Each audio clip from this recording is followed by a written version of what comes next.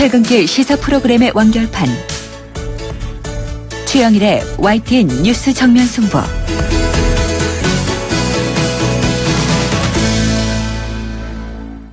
YTN 뉴스 FM 뉴스 정면 승부 2부 시작합니다. 나라 밖 소식을 알아볼 시간이죠. 보도국 국제부를 연결해 보겠습니다. 이경아 기자. 네, 국제부입니다. 네, 자, 이 공익과 개인의 사생활 이 두 가지가 상충할 때 어느 선까지 정보를 제공할 것인가, 현대사회에서 계속 이슈가 되고 있는 사안인데요. 야후가 이 미국 정보당국의 요청으로 고객 수억 명의 이메일을 감시했다고요? 네, 그렇습니다. 야후 전직 직원들의 증언을 바탕으로 로이터 통신이 이런 소식을 전했습니다. 지난해 야후는 모든 고객들이 수신하는 이메일을 검색할 수 있는 소프트웨어 프로그램을 만들었는데요. 미국 국가안보국과 연방수사국은 야후의 이메일의 내용이나 첨부 파일에서 특정 문구를 찾아달라고 요청하는 등 구체적인 요구를 했던 것으로 나타났습니다. 네. 미국 정보기관이 인터넷 기업에 정보 제공을 요청한 사례는 전에도 있었습니다. 이메일에 저장된 메시지를 검사하거나 실시간으로 소수의 이메일 계정을 검색하는 방식이었는데요. 하지만 도착하는 모든 이메일을 검색한 것은 이번이 처음입니다. 당시 야후 CEO인 머리사 메리어 씨는 정보기관의 요청을 받아들였고 이것 때문에 사내에서도 논란이 일었습니다. 네. 이 방침에 반발해서 알렉스 스테이모스 최고정보보호 책임자가 페이스북으로 이직까지 했다고 합니다. 이런 보도에 대해서 야후 측은 우리는 법을 지키는 회사로 미국 법을 따른다는 짤막한 코멘트를 밝혔습니다. 네, 이거 좀 논란이 될 것 같군요. 네, 그렇습니다. 자, 이 북한 핵실험 이후에요. 대북 제재 방안을 놓고 한동안 이 미국과 중국의 불협화음이 계속되지 않았습니까? 네. 그런데 이 두 나라가 에너지 거래를 제한하는 방안, 그러니까 북한의 에너지 거래를 제한하는 것이죠. 이런 방안을 협의하고 있다고요? 네, 미국과 중국이 북한의 석탄과 철강, 원유 등 에너지 무역을 제한하는 방안에 대해서 협상을 진행하고 있습니다. 블룸버그 통신이 유엔 안전보장이사회 이사국의 외교관들을 취재해 전한 소식인데요. 중국 외교부는 이에 대해서 적절한 당사자와 북한에 대해 협상을 진행 중이라며 안보리가 한반도 핵 문제를 해결하기 위해 더 심도 있는 조치를 취해야 한다고 밝혔습니다. 하지만 중국은 북한에 대한 일방적인 제재에는 반대한다는 입장도 함께 전했습니다. 중국은 음식과 에너지 등 북한 무역량의 70%를 차지하고 있습니다.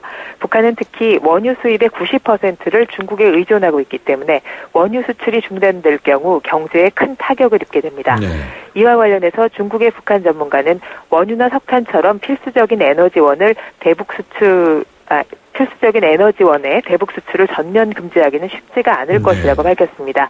하지만 군사용이나 민간용으로 모두 쓰일 수 있는 특정 상품들을 통제할 가능성이 있다고 보고 있습니다. 네, 자 논의는 하고 있지만 중국의 입장은 조금 이게 복합적인 것 같습니다. 지켜보도록 네, 하죠. 네. 자, 지난 5월에 타이완 정권 교체 이후 이 차이잉원 총통의 첫 내각 인사 중에 유난히 좀 눈길을 끈 인물이 있었습니다. 해커 출신이고요. 이 트랜스젠더 장관인 탕펑 씨. 자, 국회에 파격적인 모습으로 등장했다고요? 네, 타이완의 디지털 담당 장관인 탕펑 씨는 우리 나이로 35살인 젊은 강요입니다. 우리의 국회격인 타이완 입법원에 VR 헤드셋과 아이패드 등 디지털 기기를 들고 새 정부의 디지털 산업 육성 계획을 소개했는데요. 긴 머리를 묶고 구겨 신은 신발에 헐렁한 배기 바지 차림으로 입법원에 등장해서 단연 눈길을 끌었습니다. 입각 당시에도 놀랍다는 평을 들었는데 첫 국회 보고 역시 파격 그 자체였습니다. 입법위원들에게 자신이 가져온 기기들을 사용해보라며 격이 없이 권하기도 했고요. 청년들의 의견을 수렴해 업무 방향을 정할 것이고 프랑스, 스페인 정부와 합작해 공공 플랫폼 사업을 추진할 계획도 있다고 밝혔습니다. 이 탕 의원은 14살에 중학교를 중퇴하고 25살에 여성으로 성전환 수술을 받았는데요. 12살에 컴퓨터 프로그래밍 언어를 독학해서 애플 등 대기업과 개발 프로젝트를 진행해온 천재로 꼽힙니다. 네. 이런 탕 장관에 대해서 타이완 국민들은 성별과 나이, 학력을 뛰어넘어 IT 산업의 혁신을 이끌 것으로 기대한다며 호의적인 반응을 보이고 있다고 합니다. 네, 대중들의 반응은 호의적이군요. 자, 우리나라에서 이런 인물이 지금 국정감사장에 등장했다고 생각해보면 이게 만만치 않은 반향일 것 같은데요. 네. 자, 이 비행기를 타려면 수화물의 무게는 쟀었잖아요. 그런데 이제 몸무게도 재야 하는 시대가 됐다 이런 소식인데 미국의 한 항공사가 이런 규정을 시행을 해서 이게 승객들이 반발하고 있다고요? 네, 그렇습니다. 하와이안 항공이 이런 논란의 중심에 섰습니다. 하와이에서 미국령 사모아의 수도인 파고파고 간의 항공편을 이용할 때 승객들의 몸무게를 재서 지정된 자리에 앉히기로 했습니다. 아하. 이런 조치를 시행하는 이유는 이 노선을 이용하는 승객들이 다른 노선 승객보다 평균 몸무게가 현격히 많이 나간다는 것입니다. 이 때문에 항공기 내에 무게 부담을 분산해야 할 필요가 있다고 항공사는 밝혔습니다. 미국령 사모아에 비만 인구가 많기는 합니다. 올해 초를 기준으로 보면 인구 3명 중에 1명이 비만 때문에 생기는 2형 당뇨를 앓고 있는데요. 그렇다고 이 노선에 대해서만 승객 몸무게를 재도록 한 조치는 대단히 차별적인 행위라며 승객들이 문제를 제기했습니다. 미국 교통규제당국이 현재 조사를 진행하고 있는데 항공사의 방침이 유지될지는 좀 지켜봐야 할 것 같습니다. 네, 이거 뭐 당연히 인권 문제 나올 것 같은데요. 이런 식으로 가다가 나중에 무거운 사람은 더 내라고 할 수도 있지 않겠어요? 좀 걱정이 됩니다. 자, 보통 자식이 울면 부모들이 바로 달려가서 달래주고 어루고 하는 경우가 많은데요. 이게 아이한테 썩 좋지 않다, 이런 연구 결과가 나왔다고요? 네, 미국의 심리학자 수전 데이비드 박사가 저서인 감정 민첩성을 통해 연구 결과를 밝혔는데요. 아이의 감정에 급하게 개입하기보다는 아이 스스로 자신의 감정을 다스리는 기술을 익히도록 시간을 주는 것이 중요하다는 말입니다. 예를 들면 애완동물이 죽거나 가지고 놀던 풍선이 터졌을 때 바로 달려가서 아이를 달래주기보다는 잠시 상황을 지켜보는 것이 좋다는 것이죠. 데이비드 박사는 심리학자들의 연구 결과를 종합해 볼 때 감정을 관리하는 법을 배운 아이들이 그렇지 않은 아이들에 비해서 문제 해결 능력이 뛰어난 것으로 나타났다고 썼습니다. 이런 감정 기술이 근성과 끈기의 기본이 되는 만큼 아이가 부정적인 감정을 충분히 경험하고 스스로 그 감정을 극복하는 방법을 배울 수 있도록 해야 한다고 박사는 말하고 있는데요. 자신의 감정을 어떻게 관리하는가 하는 것은 인생의 성패에도 결정적인 역할을 한다고 덧붙였습니다. 네, 오늘 소식 고맙습니다. 네, 감사합니다. 지금까지 YTN 국제부의 이경아 기자였습니다.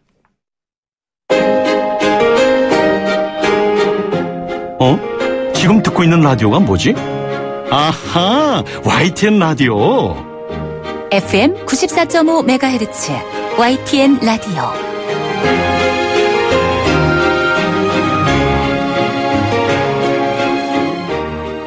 더불어민주당, 국민의당, 정의당 등 야3당이 고 백남기 농민 사건 관련해서 특검 도입을 위한 요구안을 제출했습니다. 이 국회 의결에 따라 특검이 도입되게 된다면요, 이 상설특검법 시행 후에 첫 사례가 될 듯한데요. 하지만 이 여당의 반대를 넘어야 하는 상황입니다. 특검 실시 관련해서 새누리당은 정쟁적 시점에서 다룰 사항이 아니다, 부검을 통해서 진실을 밝히면 된다, 이런 입장입니다. 또 한 차례 여야 갈등이 예상되는 대목인데요. 자, 국민의당 김관영 원내수석 부대표를 연결해서 관련 입장 들어보겠습니다. 자, 김 의원님 나와 계십니까? 네, 안녕하세요. 김관영입니다. 네, 안녕하세요. 예. 자, 이 고 백남기 농민 사건 관련해서요. 예. 지금 필요한 것이 과연 부검이냐 특검이냐, 여야의 입장차가 극명하지 않습니까? 예. 자, 국민의당 왜 특검이 필요하다고 말씀 주시겠어요? 네, 백남기 농민께서 국가 권력에 의해서 생명을 잃어버린 것입니다. 네. 공권력으로 인한 사망 사건에 대해서 현재 그 누구도 사과하지 않고 책임지고 있지 않고 있는데, 네. 이제 이런 상황에서 그렇다면 제대로 된 수사를 통해서 그 당시의 상황을 제대로 수사가 되었어야 되는데, 지금 상황으로는 도저히 수사가 정상적으로 이루어질 것이라고 보여지지 않습니다. 네. 특히 그동안 이미 몇 명에 의해서 수사 제기 필요성이 제기됐고 경찰이나 검찰에서 자체 수사를 한다고 했지만 현재까지 수사가 제대로 이루어지지 않고 대단히 지지부진하게 되어 있다가 돌아가신 거거든요. 이런 상황에서는 도저히 정상적인 수사기관에 의해서 맡겨가지고는 도저히 그 진상이 밝혀지기가 어렵다. 그렇기 때문에 이 특검을 도입해서 진상을 밝혀야 된다, 이렇게 생각을 한 겁니다. 특검밖에 방법이 없다. 네네. 자, 이런 입장은 당론입니까? 네, 저희가 뭐 굳이 꼭 당론이라고 뭐 이렇게 몰아붙이지는 않았습니다. 저희 당은 기본적으로 의원님들의 자율적인 의사를 존중하기 때문에 각자의 의사를 다 표명하십시오라고 했는데, 뭐 전원이 또 동의를 해주셔서 결론적으로는 당론이 됐습니다. 그러면은 이 초기에는요, 국민의당 입장이 별도 예. 단독 특검으로 주장한 것으로 전해 들었는데요. 네네. 이 상설 특검으로 바뀌었지 않습니까? 예. 이유가 있나요? 네, 이제 별도의 특검을 하려면 법안을 별도로 내서 네네. 그 법안을 상임위 통과하고 또 본회의까지 이렇게 쭉 통과돼야 되는 절차가 있습니다. 네. 그러나 상설 특검을 하게 되면 이미 저희가 2014년에 도입된 이 특검법을 활용하는 제도거든요. 네. 그렇기 때문에 절차적으로도 시간적으로 단축이 되고 또 현재 별도의 특검법안에 대해서 새누리당이 대단히 거부 반응을 보이고 있기 때문에 기존에 신설되어 있는 특별검사 제도를 이용하는 것으로 한다면은 심리적 부담도 좀 완화해서 새누리당도 좀 탄력적으로 응하지 않을까, 그 수용 가능성도 네네. 좀 높아지지 않을까라고 하는 그런 고려에서 네. 저희가 상설 특검으로 하는 것으로 했습니다. 네, 여당의 입장 그리고 이제 설득 가능성까지 고려를 하셨군요. 네네, 그렇습니다. 지금 법사위에 올라가 있는 거지 않습니까? 이게 이제 법사위에 올라가야 되느냐, 네. 법사위 통과하고 나서 본회의를 통과해야 되는지, 네. 아니면 본회의에 직행해야 되는지 네. 좀 논란이 있습니다. 아, 첫 번째 사례라 그런가요? 예, 첫 번째 사례라. 어떻게 보세요? 네. 저는 본회의에 바로 의결을 가는 것이 좀 더 맞지 않냐라고 보고 있습니다. 네네. 예. 그러나 뭐 여기에 대해서 이제 국회 의사국도 뭐라고 정확하게 유권해석 내기가 좀 쉽지 않을 것 같고요. 네. 이제 의장님께서 결국은 최종적으로 좀 판단하시지 않을까 싶습니다. 그런데 네. 지금 이 정세균 국회의장이 최근에 좀 곤란한 입지가 있지 않습니까? 예. 그런데 여기서 또 나서기는 쉽지 않아 보이고 여야 합의가 필요할 것 같은데요. 네, 일단 여야를 합의를 한번 해보도록 하겠습니다. 네. 그런데 지금 또 법사위로 가는 절차를 거친다고 하면 법사위원장은 또 새누리당이잖아요. 예. 그럼 이게 통과 가능하리라고 보세요? 이제 법사위원장님이 이거를 정식으로 회부를 시키면 그 안에서 만약에 표결을 하게 되면 법사위원회 내의 구성원이 야당이 다수이기 때문에 아마 통과가 될 가능성이 높을 거로 봅니다.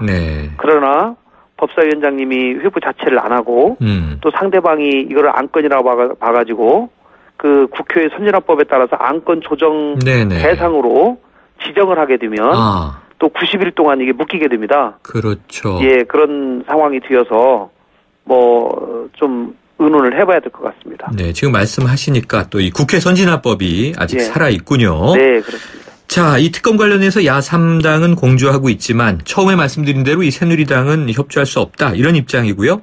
이 안행위에서 청문회가 있었잖아요. 백남기 농민 관련 청문회가 있었는데 이 여당은 이렇게 말을 합니다. 의학적인 문제에 대해서 정치인들이 과도하게 나서기보다는 의학 전문가나 국가수가 맡아야 되는 거 아니냐. 자, 어떤 반론 있으세요? 뭐 그렇게 얘기할 수도 있다고 생각합니다.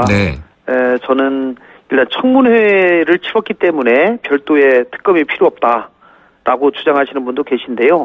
청문회하고 특검의 가장 큰 차이는 이제 강제적인 수사권이 있느냐 없느냐의 차이 아니겠습니까?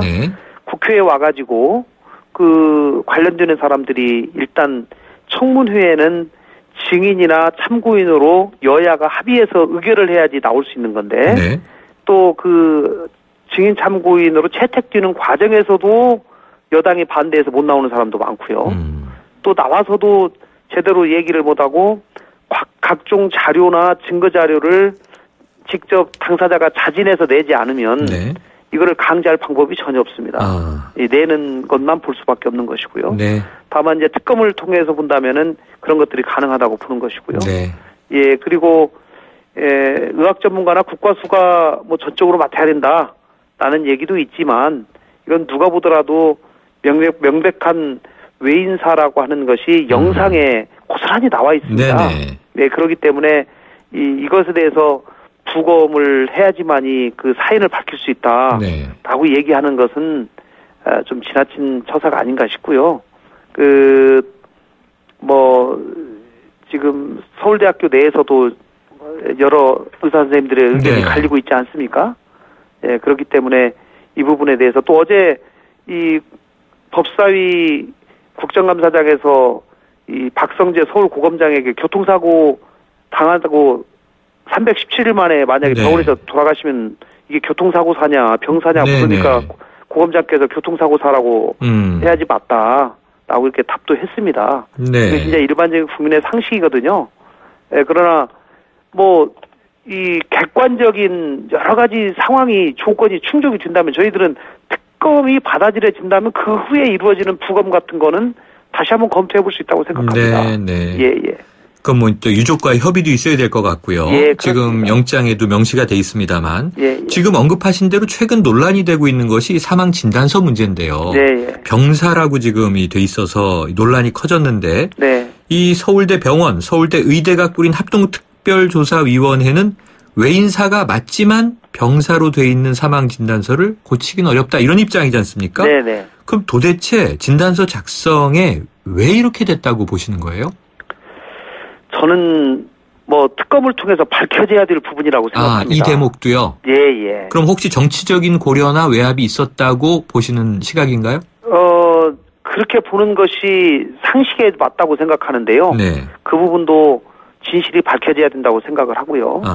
이 백남기 씨 사망진단서를 작성하신 분이 서울대학교 병원 3년차 레지던트시거든요. 네네. 이분이 지금 외부와 연락 끊고 잠적을 했습니다. 그래요? 네. 근데 이 레지던트가 이 중요한 사안에 대해서 자기 소신에 의해서 자기가 고유한 판단에 의해서 작성했다라고 보기는 좀 어렵다고 보는 것이 상식에 맞거든요. 네. 그렇기 때문에 어떤 이 의혹이 있는지 그 부분도 밝혀져야 된다고 생각합니다. 네. 자, 그렇게 사실은 이제 사망에 이르기까지 공권력이 적정했느냐, 과잉했느냐, 이 대목도 중요한 대목인데요. 예. 이 사망의 시점에서 지금 왜 진단서가 이렇게 작성됐느냐도 수사의 대상이 될 수 있다. 이런 말씀이십니다. 네. 자, 또 여러 가지 현안들이 지금 이 국정감사 이틀째 터져나오고 있는데요. 네. 이 미르재단과 K스포츠재단 의혹이요. 네. 지금 야당이 총공세를 펴고 있는데 오늘 언론 보도를 보면 결정적인 한 방은 아직 보이지 않는다 이런 지적입니다. 어떻게 보세요? 지금 그럴 수밖에 없지요. 네. 저희가 강제적인 수사권을 가지고 있는 것도 아니고 자료 제출을 해달라고 하면 다 이런저런 핑계대면서 미루고 있고 겨우겨우 저희가 이런저런 자료를 취합하다 보면 간간히 거기에 이 미르라는 얘기가 들어있는 것이 발견이 되면서 저희들의 단서가 조금씩 나오는 것인데요. 저는 가랑비에 옷 젖는다고 이런 것들 하나하나가 모여서 나중에는 큰 전체적인 퍼즐을 맞추게 될 것이라고 생각을 하고요. 지금 작은 모집부터 설립 등기 또 이사장 선임까지 모든 과정이 어느 것 하나 시원하게 설명될 수 있는 것이 없습니다. 특히 지금 살아있는 권력의 눈치를 다들 보고 있기 때문에 이 진실이 현재 상황에서는 밝혀지기가 지금 쉽지 않은 상황인데요. 이 부분도 저는 언젠가는 진실이 밝혀질 것이라고 생각을 하고요. 또 용기 있는 또 진실을 고백하는 분들이 한 분 한 분씩 나올 것이라고 저는 생각합니다. 관련자 중에 내부 고발자가 나올 것이다. 네. 시간이 얼마가 걸리더라도요. 알겠습니다. 자, 그런데 이 최순실 씨를 비롯해서 사실 좀 공직자가 아니고 이 일반인 아닙니까? 민간인? 그런데 증인 채택을 새누리당이 단 한 명도 지금 합의해주지 않는 건가요? 그럼 철통 방어 중이다 이렇게 보면 되겠습니까? 그러니까요. 떳떳하면 증인 채택을 수용하지 못할 이유가 뭐가 있겠습니까? 나와가지고 사실대로 밝히고 사실을 얘기하면 될 텐데 그렇지 못하고 증인 자체의 채택마저도 수용할 수 없다라고 이렇게 하는 것은 그야말로 여기서 밀리면 끝장이다. 뭐가 숨길 만한 것이 있다라고 하는 것을 방증하는 것이 아닌가 싶습니다. 반증이다. 그런데 이 권력의 이제 막바지에 이르면은 레임덕이 생기고 이런 일들이 생기게 되는데요. 결국은 이런 부분 진실이 다 밝혀지는 것이 역사적인 사실입니다. 그렇기 때문에 새누리당도 만약에 잘못된 것이 있다면 국민 앞에 고백하고 잘못된 것 시정하고 잘못을 고하는 것이 올바른 태도가 아닌가 싶습니다. 자, 그런데 국정감사 과정에서 지금 국민의당 박지원 비상대책위원장이 이 퇴임 후에 박근혜 대통령 사저에 대한 의혹을 제기했잖아요. 이 경위는 어떻게 된 건가요? 저희가 박 대표님께서 이제 국정감사장에서 그 말씀하신 거를 보고 저도 알았는데요. 네네. 어쨌든지 저는 그 박 대표님께서 근거 없는 주장을 한 것이 아니고 네. 상당히 신뢰할 만한 사람으로부터 그 얘기를 전해 듣고 네. 그 사절을 추진하다가 그것이 알려지자 중단했다. 라고 말씀을 하신 거거든요. 네네. 예, 그렇게 했기 때문에 실제로 아마 이제 청와대는 뭐 지금은 그런 일이 없다. 그리고 우리는 마치면은 원래 사저로 돌아갈 것이다. 이렇게 얘기했고 뭐 어떤 증거도 아마 남아 있지 않겠지요. 네. 그렇기 때문에 뭐 전혀 그런 일이 없다라고 말씀을 하시는데 저는 네. 박 대표님의 그 인격을 비춰봐서 네. 전혀 없는 말씀을 하실 분은 전혀 아니다. 근거 있는 이 의혹 제기일 것이다. 예. 네, 그러나 이것도 시간이 필요하겠군요. 예, 그런 시도가 무력화됐다라는 점, 네. 그런 시도까지 하고 있다는 것에 대해서 네. 대단히 국민들에게 꼭 알려야 될 필요가 있지 않았나 이런 생각을 가지고 계셨던 것 같습니다. 네, 알겠습니다. 이 사안도 뭐 좀 더 지켜보기로 하고요. 네네. 어쨌든 유독 이 대목에서 청와대의 대응이 워낙 거세서 한번 좀 짚어야 될 문제다 생각이 들었습니다. 오늘 말씀 여기까지 듣죠. 고맙습니다. 네, 감사합니다. 지금까지 국민의당 김관영 원내수석 부대표였습니다. 지금 듣고 계신 20초짜리 광고만으로는 프리미엄 지식산업센터 원익캐슬의 수많은 베네핏을 다 전할 수 없습니다. 당신의 비즈니스 환경이 더 큰 성공을 뒷받침할 수 없다고 생각한다면 지금 검색하세요. 프리미엄 지식산업센터 원익캐슬 동원건설산업. 아유, 세 단계 종이 또 걸렸어? 정말 제본 하나 하려다가 미치겠네. 내가 진작 현대오피스로 바꾸라니까. 오늘 다 날 셀 거야. 이제 스트레스 받지 마세요. 사무기기 전문기업 현대오피스가 책임지겠습니다. 사무기기의 올바른 기준 현대오피스. 당신의 제규어는 수만 번의 코너링 후에도 그 가치가 확실히 지켜져야 합니다. 제규어가 보장하는 제규어 인증 중고차 서비스 트레이드 인 프로그램. 보유하신 제규어를 최상의 조건으로 팔고 신차 구입 시 특별 혜택까지 누리시기 바랍니다. 제규어 공식 인증 중고차 전시장에서 만나보세요.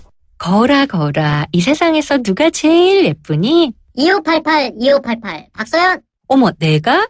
하긴 고객님들이 대리운전 부르면서 예쁜 서연이 목소리 듣고 집에 가야지 라고들 하셔. 너 잘났다 너 잘났어 2588 꽃보다 박서연 2588. YTN 뉴스 FM 뉴스 정면 승부 2부는 여기까지고요.